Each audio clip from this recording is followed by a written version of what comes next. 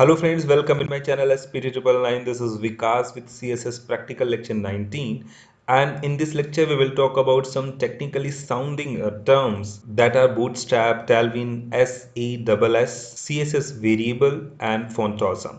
तो ये बहुत ही यूज़ किए जाने वाले टर्म्स हैं, बहुत ही यूज़फुल टेक्नोलॉजीज़ हैं बेसिकली ये, जिनके बारे में हम बात करेंगे इस लेक्चर में। और हम लोग स्टार्ट करेंगे CSS वेरिएबल से। इसमें दो फंक्शंस हैं बेसिकली हमारे पास। CSS के पास कई तरीके के फंक्शंस होते हैं अलग अलग तरह के फीचर्स को इम्प्लीमेंट करने के लिए। उनमें से एक वैर है और एक कैल्सी है, बहुत ही पॉपुलर है ये। तो वैर बेसिकली CSS के वेरिएबल को इम्प्लीमेंट करता है।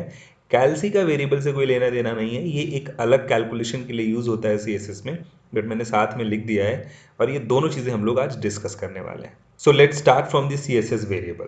उसके लिए हमें एक छोटा सा कोड यहाँ पे लेना पड़ेगा और इस कोड में हमने कुछ इन्फॉर्मेशन रखी हुई है। एक डिव है ऊपर और एक डिव नीचे है। बीच में हमने चैनल का नेम, कॉन्टैक्ट, ईमेल दिया हुआ है और इसमें थोड़ी सी CSS लगा रखी है।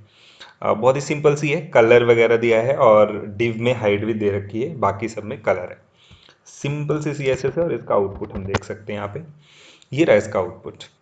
अब देखिए, आपने क्या किया हुआ है कि कलर दिए हुए हैं बहुत सारे एलिमेंट्स को। अभी तो यहाँ पे हमने ब्लू कलर दिया हुआ है 3 एलिमेंट्स को। हो सकता है कि हमारा प्रोजेक्ट बहुत बड़ा हो, वेब पेजेस बहुत सारे हों, तो हमने क्या कर रखा होगा, अपने डॉक्यूमेंट में किसी कलर को कई जगह पे यूज़ किया होगा। हर कलर का अपना कलर कोड होता है। हमने कलर वाले लेक्चर में डिस्कस किया था कि हर कलर को हम नाम से याद नहीं रख सकते हैं। हज़ारों में है, लाखों में है कलर और हर कलर का नाम होता भी नहीं है। तो यहाँ पे टेक्निकली हम कलर्स को किसी स्पेसिफिक कोड से आइडेंटिफाई करते हैं और उसे मेंशन करते हैं, जिन्हें हम RGB कोड या फिर हेक्साडेसिमल कोड कहते हैं। कई तरह के कोडिंग सिस्टम होते हैं, हम सब डिस्कस कर चुके हैं। तो अब हुआ क्या कि जैसे आपने किसी कलर को एक एलिमेंट पे यूज़ किया, यहाँ पे यूज़ किया, फिर आपने उसको यहाँ पे यूज़ किया, यहाँ पे यूज़ किया। ये तो वेल नोन है ब्लू, तो हमने लिख दिया, बट अगर यहाँ पे कलर कोड होता तो 3 अलग अलग जगह पे वही कोड यूज़ करना पड़ता। और हो सकता है पूरे प्रोजेक्ट में हमने 30 जगह पे ये यूज़ किया हो सेम कलर, तो हमें वही कोड 30 जगह पे लिखना पड़ेगा। एंड अगेन ऐसा हो सकता है कि हमें वो कलर चेंज करना पड़े, उसकी जगह पे कोई दूसरा कलर रखना है, तो हमें 30 अलग अलग जगह पे जा जाके उस कलर को चेंज करना पड़ेगा।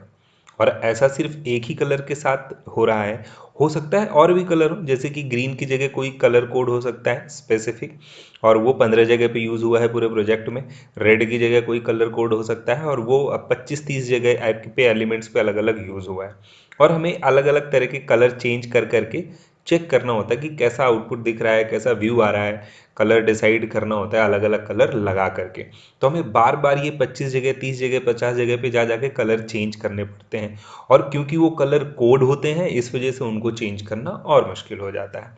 तो इसका एक बेटर सोल्यूशन है कि हम इन कलर का कोड का एक वेरिएबल बना लें और उस वेरिएबल को हम डिफाइन करके जहाँ चाहे वहाँ यूज़ कर सकते हैं। तो देखिए ये काम हम कैसे करते हैं। स्टाइल वाले एरिया में आपको कॉलन के साथ लिखना है रूट, और इसके बाद करली ब्रैकेट लगाइएगा एंड आपको लिखना है कलर कोड। जैसे कि मान लीजिए यहाँ पे हैश लिखा हमने 1E90 एंड FF, ये ब्लू कलर का कोड है। तो हम क्या करेंगे, इससे पहले इसको एक नाम दे देंगे, एक वेरिएबल नेम, कुछ भी हो सकता है, XYZ हो सकता है। ब्लू के लिए BL ले लिया हमने, कॉलन लगा दिया। तो अभी BL को हम वेरिएबल बनाना चाहते हैं, हमने यहाँ पे 2 डैश लगा दिए। नाउ BL एक वेरिएबल है जिसकी वैल्यू है ये ब्लू कलर का कोड। ऐसे आप जितने वेरिएबल चाहो बना सकते हो। जैसे कि मान लो हम ग्रीन कलर का कोड बनाना चाहते हैं, हम यहाँ पे सेमी कॉलन लगाएंगे एंड ग्रीन कलर के लिए हम ले लेते हैं GR, और GR क्योंकि वेरिएबल बनाना है तो 2 डैश लगाएंगे यहाँ पे, अगेन कॉलन, और ग्रीन कलर का कोड हम यहाँ पे लिख देंगे। जैसे कि हमने लिखा हैश 008000। ये कलर कोड्स आपको मैंने बताया था, कलर हंट या फिर ब्रांड्स कलर नाम की वेबसाइट है, उसमें मिल जाएगा। गूगल में सर्च करेंगे, किसी भी कलर का कोड मिल जाएगा। तो आपने इस तरीके से वेरिएबल बना लिया। अब देखिए कि आपको जस्ट ब्लू कलर के प्लेस पे वो वेरिएबल का नाम यूज़ करना है। वेर मेथड का यूज़ करिएगा, वेर लिखिएगा और यहाँ पे बस आपको पास कर देना है BL, या फिर आप यहाँ पे ब्लू नेम भी लिख सकते हैं, जैसे कि BLUE, कुछ भी लिख सकते हो आप, कोई भी वेरिएबल का नेम लिख सकते हो। यहाँ पे भी यूज़ करना है आपको, तो यहाँ पे भी आपने वही वेर फंक्शन यूज़ किया, यानी मेथड यूज़ किया और अपने वेरिएबल का नाम लिख दिया। ठीक है। एंड यहाँ पे भी आपको बस वही करना है, यहाँ पे आकर के वैर को यूज़ करना है और डैश डैश करके bl लिख देना है, बस। कोई चेंजेस नहीं आने वाले, एज इट इज़ आपका आउटपुट रहेगा। देखिए यहाँ पे अब इसका बेनिफिट क्या है। पहली चीज़ तो ये कि कलर कोड की जगह पे सब जगह पे कलर का एक प्रॉपर नेम लिखा होगा जो आपने दिया होगा, तो रीडेबिलिटी को बढ़ाता है कि रीड करना आसान है, समझना आसान है। और दूसरी चीज़, मान लीजिए ब्लू कलर की जगह पे हमें पर्पल कलर देना है, तो अब हमें सब जगह पे, ये तीनों जगह पे जा के चेंज करने की ज़रूरत नहीं है। बस यहाँ पे गए और इस पे हमने कलर कोड चेंज कर दिया और इसकी जगह हमने रख दिया #08000080। ये ज़ीरो एक्स्ट्रा हो गया, इसको हटा देते हैं and save it and see the result. देखिए यहाँ पे भी चेंज कर दिया कलर, यहाँ पे भी चेंज कर दिया, यहाँ पे भी कलर चेंज कर दिया। तो बस आपको वेरिएबल का कोड चेंज कर देना है, कलर सब जगह पे चेंज हो जाएगा। ऐसे एक जगह पे चेंजेस कर करके आप सारे ट्रायल, हिट एंड ट्रायल देख सकते हो और जो आपको सही लगे वो फाइनल कर लीजिए। तो ये वेरिएबल बनाने का एक बेनिफिट है। अच्छा, वेरिएबल जो है ये जो आप बना रहे हो, ये दो तरीके से काम करता है, एक ग्लोबल काम करता है और एक लोकल काम करता है। ग्लोबल का मतलब ये हुआ कि आप पूरे डॉक्यूमेंट में इसको कहीं भी यूज़ कर सकते हो, लेकिन आपको इसे रूट के साथ बनाना पड़ेगा। जैसे हमने रूट के साथ बनाया है, तो ये रूट के लिए काम करेगा और रूट का मतलब है होल डॉक्यूमेंट पे काम करेगा, तो ये ग्लोबल कहलाएगा। लेकिन अगर आप चाहते हो कि ये किसी स्पेसिफिक डिज़ाइन के टैग के साथ काम करे, तो आपको उसके लिए यहाँ पे जैसे कि H1 लिखना है, तो अब आप H1 लिखोगे तो अब ये सिर्फ H1 टैग के साथ काम करेगा, या फिर आपने किसी क्लास का नाम लिख दिया है तो वो सिर्फ उस क्लास में काम करेगा। तो अब ये XYZ क्लास जहाँ जहाँ पे यूज़ की गई होगी या जिस जिस एलिमेंट में यूज़ की गई होगी, सभी में ये वेरिएबल्स वर्क करेंगे, बाकी जगह पे नहीं करेंगे। तो एक तो मेथड हमने ये समझा। इसके बाद नेक्स्ट वाला हम लोग फंक्शन देखते हैं, कैलसी फंक्शन। देखिए बहुत ही कमाल का फंक्शन है कैलसी भी। उसके लिए हम ये सारी चीज़ें हटाते हैं और एक डिव रखते हैं यहाँ पे, तो ये डेटा भी हटा देते हैं, उसे हमने ये भी हटा दिया।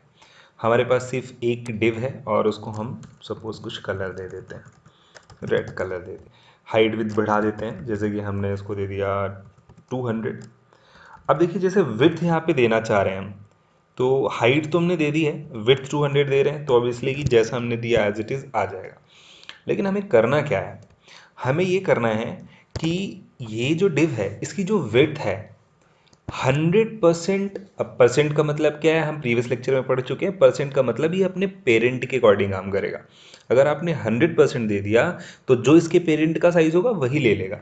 अब यहाँ पे इस डिव का पेरेंट कौन है, यहाँ पे इस डिव का पेरेंट है बॉडी, तो ये बॉडी का 100% लेगा अगर आपने 100% दिया। तो अभी क्या करना है, अगर आप चाहते हो कि जो भी इसका पेरेंट है उसके 100% में से 200 पिक्सल कम करके बाकी जो बचे वो दे दो। अब देखिए स्पेसिफिक आपको परसेंटेज देना है तो वो अलग बात है कि आपने 200 दे दिया, 300 दे दिया, या फिर आपको पिक्सल्स देने कि हमें 200 पिक्सल चाहिए, 400 पिक्सल चाहिए। लेकिन यहाँ पे प्रॉब्लम कुछ और है। यहाँ पे प्रॉब्लम ये है कि जो 100% विड्थ है उसमें से 200 पिक्सल घटा करके जो बचे वो लगाना है। अब हो सकता है हमें पता ना हो कि वो एक्चुअल में 100% कितने पिक्सल बना रहा है, तो ऐसे केसेस में हम यहाँ पे सीधे कैलसी लगा सकते हैं। हमने कहा कि कैलसी मेथड लगाओ, यहाँ पे विड्थ में दे दो कि 100% करो और माइनस कर देना 100 पिक्सल। तो अब जो भी इसका 100% बन रहा होगा उसमें 100 पिक्सल कम कर देगा। तो सी इसने 100% में से 100 पिक्सल घटाया उसने और 100 पिक्सल कम करके इसने आउटपुट दिखा दिया। तो इस तरीके से आप मैथमेटिकल ऑपरेशन कर सकते हैं। जैसे कि आप यहाँ पे प्लस कर सकते हैं, मल्टीप्लाई कर सकते हैं, लाइक आप 100 पिक्सल प्लस 100 पिक्सल कर सकते हैं। यहाँ पे मल्टीप्लाई कर सकते हैं, जैसे मान लीजिए कि 5 rem इंटू 3 करना चाहते हैं आप, कि 5 rem जितना भी बन रहा हो उसका 3 गुना कर देना है साइज़। तो अगर इस तरीके से कोई कैलकुलेशन बेस्ड हाइट या विड्थ है तो आप कैलसी मेथड लगा के कर सकते। आई थिंक आपको बात समझ में आई होगी। चलते हैं नेक्स्ट टॉपिक पे। अभी हम बात करने वाले हैं बूटस्ट्रैप के बारे में। बूटस्ट्रैप पे एक डिटेल लेक्चर मैं अभी आगे बनाने वाला हूँ। यहाँ पे जस्ट एक इंट्रोडक्शन दे रहे हैं कि बूटस्ट्रैप होता क्या है। जो आपने CSS पढ़ा है, CSS में से जो एलिमेंट बनाते हैं आप, बटन बनाते हैं, फॉर्म बनाते हैं, टेबल बनाते हैं, या फिर नैव बार बनाएंगे, आगे स्लाइडर्स बनाएंगे आगे चल के उसका जावास्क्रिप्ट या फिर रिएक्ट का यूज़ करके। तो वो सारे एलिमेंट्स, वो सारे कंपोनेंट्स आप उन्हें कह सकते हैं, जो बटन वगैरह टेबल बना रहे हैं वो सब यहाँ पे कंपोनेंट की तरह होते हैं। तो आपको रेडीमेड स्टाइल में मिल जाते हैं बूटस्ट्रैप के अंदर। बूटस्ट्रैप एक सीएसएस का फ्रेमवर्क है। फ्रेमवर्क का मतलब होता है अपने आप में कंप्लीट पैकेज है ये, जिससे आप पूरी कंप्लीट वेबसाइट बना सकते हो। सब कुछ आपको रेडीमेड स्टाइल में मिलेगा। आपको बटन्स का कोड मिल जाएगा, आपको सीएसएस में नैवबार का कोड मिलेगा, स्लाइडर का कोड मिल जाएगा, टूल टिप्स का कोड मिल जाएगा, टेबल का कोड मिल जाएगा। वॉट एवर यू वॉन्ट, आप वेबसाइट पे रखने के लिए जो भी चाहते हैं, जो पॉपुलर एलिमेंट्स हैं जिन्हें हम कंपोनेंट कह रहे हैं, वो सारे आपको बूटस्ट्रैप के अंदर मिलेंगे। आप उनको बस कॉपी करना है और पेस्ट करना है अपने प्रोजेक्ट के अंदर, और वो बना बनाया मिलेगा। तो बूटस्ट्रैप का एक सीडीएन लिंक होता है, उसे आपको अपने प्रोजेक्ट में ऐड करना होता है।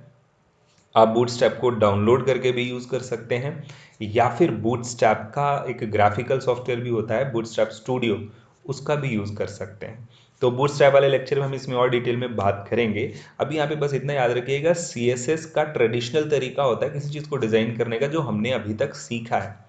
बट सीएसएस हमें बहुत ज़्यादा ना लिखनी पड़े, मीडिया क्वेरीज और ये सब चीज़ें बहुत ज़्यादा ना लिखनी पड़े, हमें बनी बनाई चीज़ें मिल जाए। टेबल बनाना है तो वो हमें रेडीमेड मिल जाए, उसका कोड मिल जाए अलग अलग डिज़ाइन के साथ, और वो पहले से रिस्पॉन्सिव हो, पहले से उसमें मीडिया क्वेरी लगी हो। ऐसा अरेंजमेंट किया हुआ है ट्विटर ने, एक फ्रेमवर्क बना के हमें दिया हुआ है। तो इसका बहुत ज़्यादा यूज़ करते हैं लोग ग्रिड सिस्टम के लिए। तो आप बूटस्ट्रैप को यूज़ कर सकते हैं अपने प्रोजेक्ट में, और पूरी वेबसाइट या कोई भी कंपोनेंट बनाना चाहे इसकी हेल्प से बना सकते हैं। तो इसे ट्विटर ने 2011 में डेवलप किया था और आजकल ये बहुत ज़्यादा यूज़ होता है। इसके अलावा टैलविंड सीएसएस नाम का भी एक फ्रेमवर्क है, ये भी सीएसएस का फ्रेमवर्क है जैसे कि बूटस्ट्रैप, लेकिन इसमें आपको बहुत ज़्यादा क्लासेस, कंपोनेंट्स, एलिमेंट्स बने बनाए नहीं मिलते हैं। बट ये थोड़ा फास्ट है और इसमें कोड कम रिपीट होता है, कोड कम लिखना पड़ता है, और इसमें जो भी क्लासेस या कंपोनेंट्स हैं उनमें बहुत ज़्यादा चेंजेस करने की फैसिलिटी है, आप उसको कस्टमाइज़ कर सकते हैं। बहुत हाई फैसिलिटी है कस्टमाइजेशन की।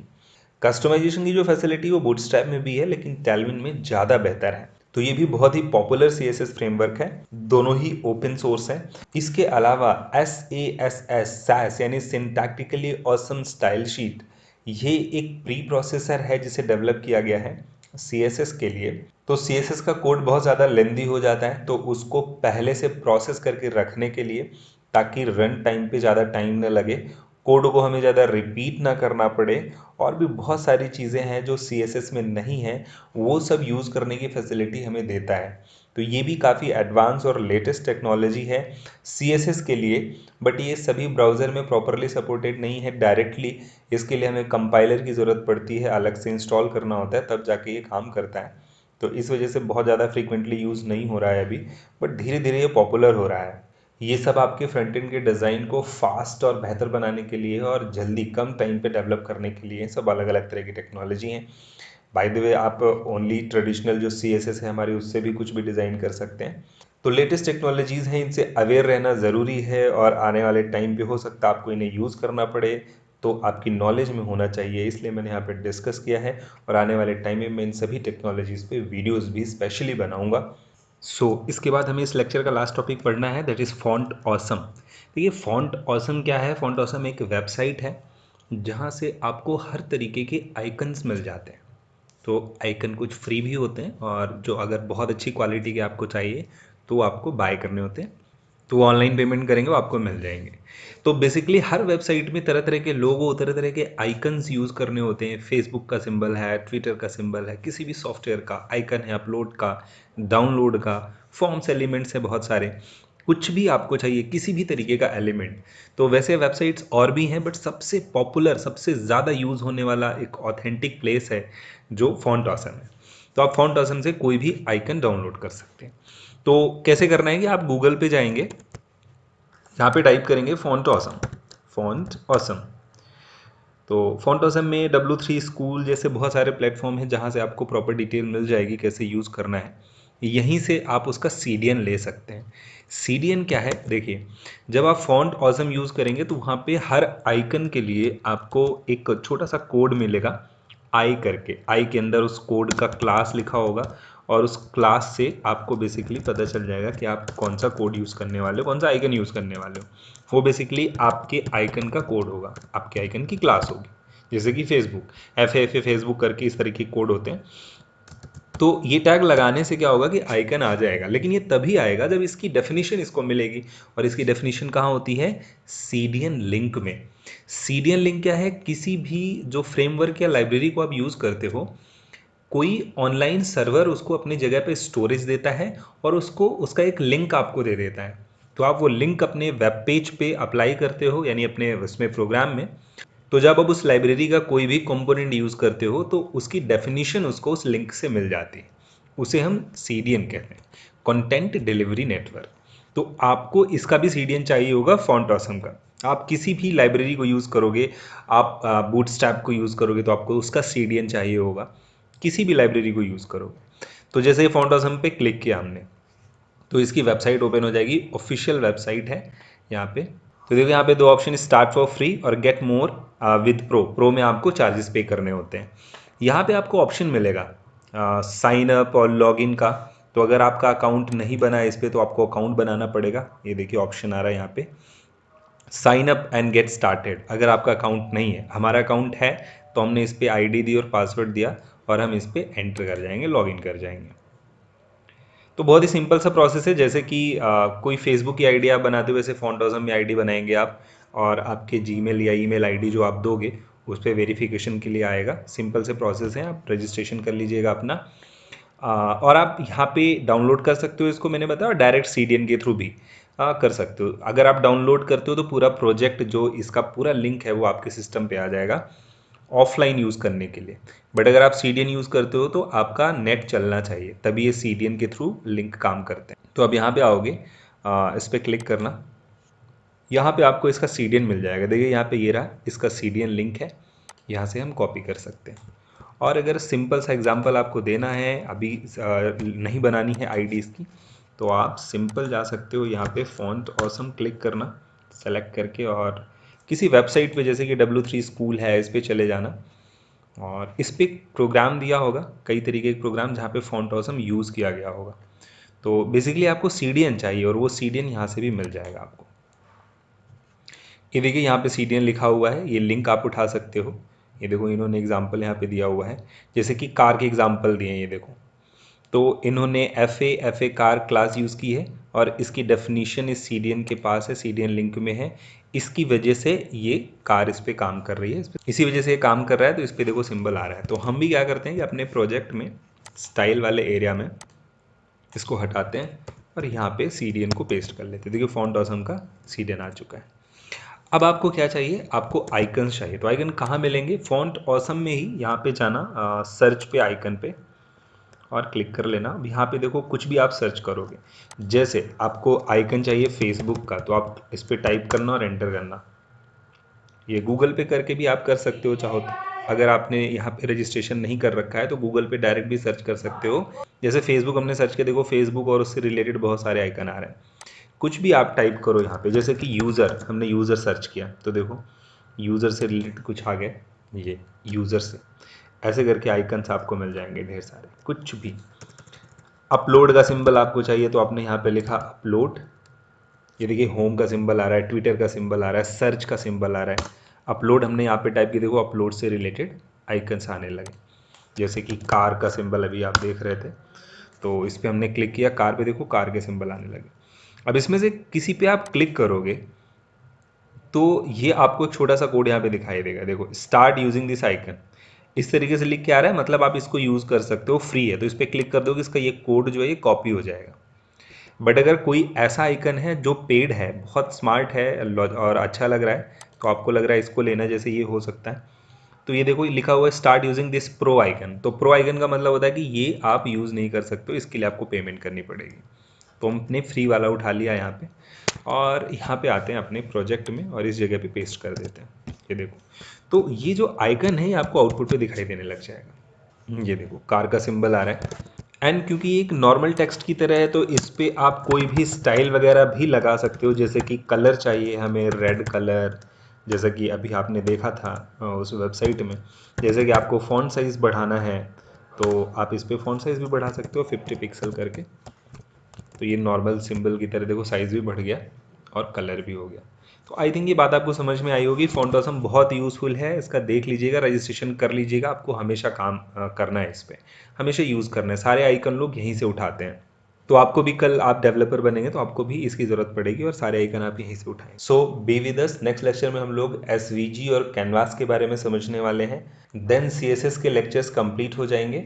इस लेक्चर में ऐड करने वाला था लेकिन बहुत बड़ा लेक्चर हो जाएगा, इसलिए मैंने उसको सेकंड अगले लेक्चर में रख दिया हुआ है। तो लास्ट लेक्चर हम लोग उसको करेंगे। So I hope you are doing well. Even you are facing any doubt or question, then you can contact, like, share and subscribe the channel. That's all for this lecture. Thanks for watching.